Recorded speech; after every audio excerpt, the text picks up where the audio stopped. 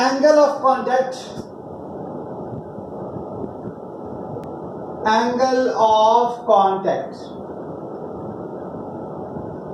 जब भी आप किसी भी कंटेनर को, किसी भी कंटेनर में किसी लिक्विड को आप रखते हैं तो वहां पे जो भी फोर्स है उसकी वजह से एक मेनिस्कस डेवलप होता है, और उस मेनिस्कस पे अगर हम टेंजेंट ड्रॉ करें तो सॉलिड सरफेस जो लिक्विड के अंदर है और जो टेंजेंट हमने ड्रॉ किया उसके बीच का जो एंगल होता है उसको हम एंगल ऑफ कॉन्टैक्ट कहते हैं, इसको हम थीटा से लिखते हैं, theta. It is defined as the angle between the tangent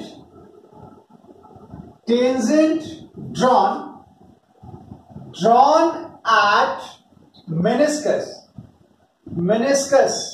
जिसको हम फ्री सरफेस कहते हैं, and the solid surface lies inside liquid, उसके बीच के एंगल को हम कहते हैं एंगल ऑफ कॉन्टैक्ट। अब देखो क्या हुआ, हमने एक कंटेनर में वाटर को रखा, ये रहा, ये है मेनिस्कस, ये है वाटर। अब यहां पे दो तरीके से बात होगी एंगल ऑफ कॉन्टैक्ट के लिए। पहले तो हम टेंजेंट ड्रॉ करेंगे इस पॉइंट पे, जो यहां पे जो जॉइंट है उसका जंक्शन, जहां पे मॉलिक्यूल बिल्कुल पास है, ये हो गया tangent drawn at free surface या मेनिस्कस। और दूसरा जो सरफेस है वो सॉलिड यहां भी है और यहां भी है, लेकिन हमें उसी सरफेस की बात करनी है जो लिक्विड के अंदर है, और इसके बीच में जो एंगल बनेगा उसको हम कहते हैं एंगल ऑफ कॉन्टैक्ट। अब देखिए, अलग अलग मेनिस्कस पे अलग अलग एंगल बनना है। जैसे कॉन्केव मेनिस्कस में थीटा मैं यहां पे लिख दूं 90 से छोटा है। अगर यही मुझे प्लेन सरफेस के लिए, प्लेन मेनिस्कस के लिए बनाना होता, ये रहा, जब हम वाटर को रखते हैं सिल्वर ग्लास में, ये इसका सरफेस, ये टेंजेंट, और यहां पे जो एंगल बनता 90 बनता, ये थीटा की वैल्यू यहां पे 90 डिग्री की। और अगर ये मरकरी होता तो हम ऐसे बात करते हैं यहां पे, और ऐसे कंडीशन में जो हमारा एंगल बनता है, इसका टेंजेंट यहां पे, इसका यहां पे, और ये जो थीटा होता 90 डिग्री से बड़ा। अब देखो बेटा, इसका मतलब एंगल ऑफ कॉन्टैक्ट बहुत कुछ कहने की कोशिश कर रहा है। एंगल ऑफ कॉन्टैक्ट सबसे पहले डिपेंड करता है कि लिक्विड कैसा है। आप देखो ना, पहले और तीसरे एग्जांपल को देखो। जब वाटर को हमने रखा, जब हमने वाटर को रखा किसमें, वाटर इन ग्लास, और तो इसका एंगल ऐसे बन गया। और जब हमने मरकरी को रखा Hg इन ग्लास, तो इसका ऐसे बन गया। भाई तो ग्लास तो दोनों में सेम है, तो बदला क्या, लिक्विड। और लिक्विड के नेचर की वजह से, लिक्विड के नेचर के वजह से उसका एंगल ऑफ कॉन्टैक्ट चेंज हो गया। अब देखो दूसरा एग्जांपल, सॉलिड सरफेस पे डिपेंड करता है। वो कैसे जी, ये भी वाटर इन ग्लास है, और ये जो है वाटर इन सिल्वर ग्लास है। तो अगर आप ध्यान से देखें तो इसमें सिल्वर ग्लास जो हमने दिखाया यहां पे, कौन सा बेटा, चलो ध्यान से देखो दोबारा बेटा। मैंने कहा पहली एंगल ऑफ कॉन्टैक्ट किस पे डिपेंड करती है, तो एंगल ऑफ कॉन्टैक्ट डिपेंड करता है नेचर ऑफ लिक्विड। आप कहोगे सर कैसे, तो उसका जवाब होगा बेटा पहला और third, first and third example को ध्यान से देखिए। दोनों केस में कंटेनर सेम है, लिक्विड अलग है, इसलिए एंगल अलग है। यहां पे वाटर जब ग्लास में रखा तो एंगल 90 से छोटा बना, यहां जब मरकरी ग्लास में रखा तो एंगल 90 से बड़ा बना। दूसरा किस पे डिपेंड करता है बेटा, वो डिपेंड करता है कि कंटेनर कैसा है, मतलब नेचर ऑफ कंटेनर पे जिसमें रखा गया। कहोगे सर ये कैसे, लिक्विड तो ठीक था, कंटेनर का क्या मतलब निकलता है? तो पहला और दूसरा एग्जांपल देखो। फर्स्ट और सेकंड एग्जांपल में आपको नजर आएगा कि दोनों केस में लिक्विड सेम है लेकिन कंटेनर अलग अलग है। जैसे हमने सिल्वर ग्लास रखा तो कुछ और हमने सिंपल ग्लास रखा तो एंगल कुछ और, राइट। तीसरी चीज होती है नेचर ऑफ सराउंडिंग। अगर बाहर प्रेशर की वैल्यू चेंज होगा तो उससे जो है बेटा इसके सरफेस पे फर्क पड़ जाएगा। क्यों भाई? देखो यहां पे क्या होता है, इधर प्रेशर ज्यादा होता है, यहां पे एक्सेस प्रेशर होता है, एक्सेस प्रेशर, और यहां पे इधर एक्सेस प्रेशर होता है, इधर एक्सेस प्रेशर। तो उसके बाद से दूसरी खेल जो होगी वो प्रेशर की होगी, और यहां पे दोनों साइड प्रेशर सेम होता है, ए और बी। आप कहोगे P A is equal to P B. अब जरा ध्यान से देखो जो मैं समझाने की कोशिश कर रहा हूं। अगर हम पहले वाली केस की बात करें, वाटर इन सिंपल ग्लास, बाहर प्रेशर ज्यादा है, जैसे जैसे बाहर प्रेशर की वैल्यू कम होगी, ध्यान से सुनो मैं क्या कहूंगा, जैसे जैसे बाहर प्रेशर की वैल्यू कम होगी इसका सरफेस कॉनकेव से प्लेन की तरफ मूव करना शुरू करेगा। और यही नहीं, अगर हमने प्रेशर को और भी कम कर दिया, अगर हमने प्रेशर को और भी कम कर दिया तो ये जो कॉनकेव है ना कॉन्वेक्स में कन्वर्ट हो जाएगा। मतलब ये सारा खेल सराउंडिंग का भी है।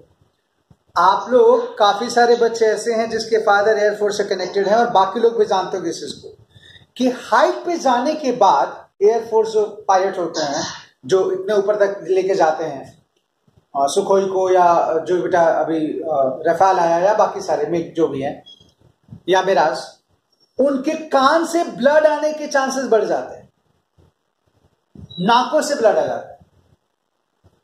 इसलिए उनकी मेडिकल फिटनेस इतनी इंपॉर्टेंट है। और वो इसलिए होता है क्योंकि ऊपर प्रेशर की वैल्यू कम है। ब्लड के अंदर जो लिक्विड उसकी नेचर बदल जाएगा। लिक्विड क्या है बेटा? वही देखना, कई लोगों को वोमिटिंग भी हो जाती है ऊपर जाकर के। वो भी यही रीजन है कि अगर हमने बाहर का प्रेशर की वैल्यू को चेंज किया तो फर्क पड़ेगा, बिल्कुल पड़ेगा। ऊपर जाकर के सांस लेने तक में दिक्कत आनी शुरू हो जाती है। जो भी मिलिट्री के लोग, आर्मी के लोग जो सियाचिन वगैरह पे काम कर रहे हैं, उनको डायरेक्टली कोई भी ले जाके अगर रख देगा तो चक्कर खा के गिर जाएंगे। मतलब पांडे जी को उठाओ बनारस से और प्लेन से उठा करके सियाचिन छोड़ दो, मैं तो करो लेह लद्दाख छोड़ दो, सांस ही नहीं ले पाएगी, चक्कर खा गिर जाएगी। इसलिए उनको पहले कहते हैं ना रिहैबिटेट, या फिर जो बेटा पहले उनको एक्वाटिक एक्सेप्टेंस के लिए पहले उनको रखा जाता है लोअर पे, फिर ऊपर नीचे नीचे करके फिर ऊपर लेके जाया जाता है, ताकि वो लोग अडॉप्ट कर सकें, उतने आदी हो सके कि उनको कितना प्रेशर अप्लाई करना है जिससे ऑक्सीजन आ सके बेटा। ये होता है। तो ये सारा का सारा खेल जो भी लिक्विड है उसमें बाहर का प्रेशर भी डिसाइड करेगा। दूसरी बात और लास्ट जो कॉन्सेप्ट है, लेकिन ये किसी इंक्लाइनेशन का मोहताज नहीं, क्योंकि इसमें नेचर एडहेसिव है, कोहेसिव है, लिक्विड का नेचर से बाहर का प्रेशर है। कभी भी किसी भी लिक्विड का नेचर नहीं बदल सकता। अगर एक ग्लास में, ध्यान से सुनो जो मैं कहूं, हमने ग्लास में पानी रखा, चाहे पानी ज्यादा हो, कम हो, बिल्कुल ना हो, पूरे पानी को बाहर निकाल दे, फिर भी जो पानी उसमें बच चुका होगा वाटर, उसका भी एंगल ऑफ कांटेक्ट इतना ही बनेगा जितना इस हाइट पे बना है। एंगल ऑफ कांटेक्ट जो होता है वो इंडिपेंडेंट टू इंक्लाइनेशन होता है, वो इंक्लाइनेशन पे डिपेंड नहीं करता। ये ध्यान रखना है। लिखो फिर आगे बात करते हैं, नोट करो इसको बेटा।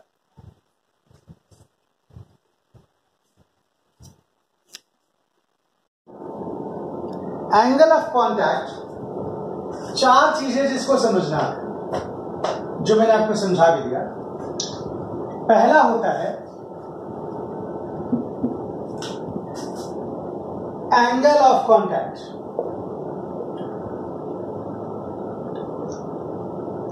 डिपेंड ऑन, पहला नेचर ऑफ लिक्विड। एग्जाम्पल क्या होगा बेटा? Mercury in glass and water in glass. दूसरा हम कह सकते हैं नेचर ऑफ कंटेनर जिसमें इसको रखा है बेटा। Example water in simple glass, water in silver glass. तीसरा nature of surrounding, nature of surrounding जिससे हम ये बता सकते हैं कि बाहर का प्रेशर जैसे जैसे चेंज होगा सरफेस में वैसे वैसे फर्क पड़ेगा उसका। एंड चौथी जो बात है बेटा, नोट करके जो लिखना है,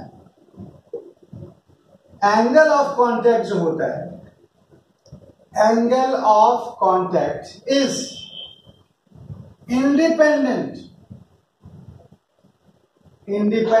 टू इंक्लाइनेशन ऑफ कंटेनर।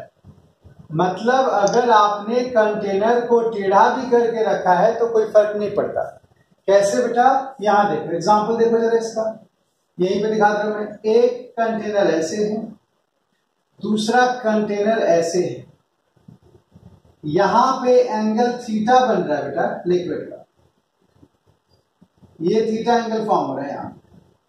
अगर इसको हमने कोई एंगल यहां से अल्फा टर्न कर दिया तो भी घबराने की जरूरत नहीं है।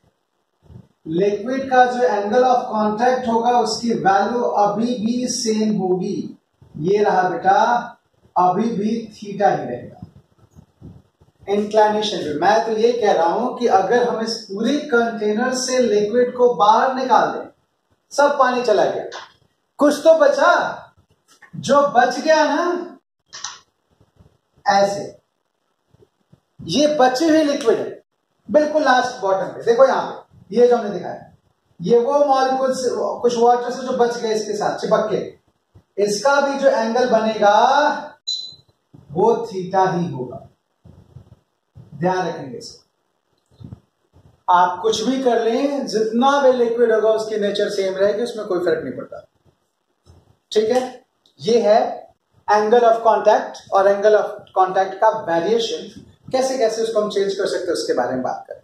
अब हमेशा एक छोटी सी बात ध्यान रखनी है, अगर किसी कॉन्वेक्स सरफेस का, ध्यान से सुनो, अगर किसी कॉन्वेक्स सरफेस का जैसे कि मरकरी है इन ग्लास, अगर बाहर के हम प्रेशर को बढ़ा रहे हैं, ध्यान से सुनो, बढ़ा रहे हैं, अंदर प्रेशर पहले से ज्यादा है, बाहर बढ़ा रहे हैं, तो प्रेशर के इक्वल होने के चांसेस ज्यादा है, यानी कि सरफेस फ्लैट होने के चांसेस ज्यादा है। अगर बाहर हम प्रेशर बहुत ज्यादा बढ़ा दें तो उसका क्या हो जाएगा? कॉनकेव बन जाएगा। एक कंसेप्चुअल क्वेश्चन को ध्यान रखना। वैसे ही वाटर के साथ, वाटर का सरफेस कॉनकेव होता है, लेकिन वो इस बात पे डिपेंड करता है कि बाहर प्रेशर कैसा है। अंडर कंडीशन हम वाटर के सरफेस को भी चेंज कर सकते हैं। कैसे बेटा? उसका सिंपल सा एग्जांपल होगा कि अगर हम बाहर प्रेशर की वैल्यू को कम करेंगे तो सरफेस फ्लैट और कम करो कॉन्वेक्स हो जाएगा। तो एक वाटर सरफेस सिंपल जो एटमॉस्फेरिक प्रेशर पे कॉन्केव होता है, अगर उस एटमॉस्फेरिक प्रेशर की वैल्यू को कम कर दें तो उसका सरफेस फ्लैट यानी कि एंगल ऑफ कांटेक्ट बढ़ना शुरू हो जाएगा। पहले 90 के बराबर होगा, फिर 90 से बड़ा हो जाएगा और इसकी नेचर बदल सकती है। तो ये दोनों बातें ध्यान रखना है, क्योंकि सारा खेल बाहर के प्रेशर का भी हम उससे इसकी वैल्यू को चेंज कर सकते हैं। इसलिए हमने कहा नेचर ऑफ सराउंडिंग ये बहुत इंपॉर्टेंट है कि आपने कहां पे रखा है इसको। ठीक है मिश्रा जी? अच्छा बेटा, चलिए।